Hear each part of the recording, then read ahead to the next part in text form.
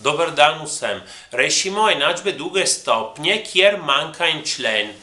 In torej ni treba uporabljati formule.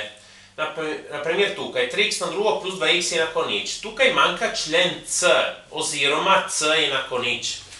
Tukaj ni treba rabiti formule. Kako se rešijo take enačbe? Enostavno se izpostavi x.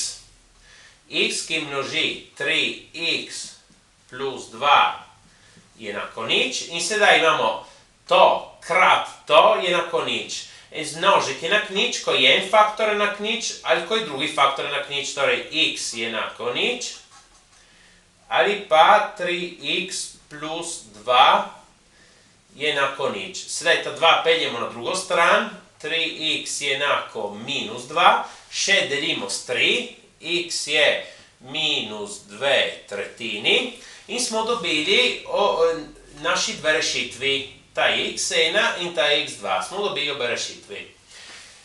Sedaj rešimo še 5x na drugo minus 20 je enako nič. Tukaj manjka člen b, oziroma b je enako nič. Kako jih rešimo te? Podobno kot rešujemo enačbe prve stopnje, samo da izoliramo x na drugo. Torej, ta minus 20 peljemo na drugo stran. 5x na drugo je enako plus 20.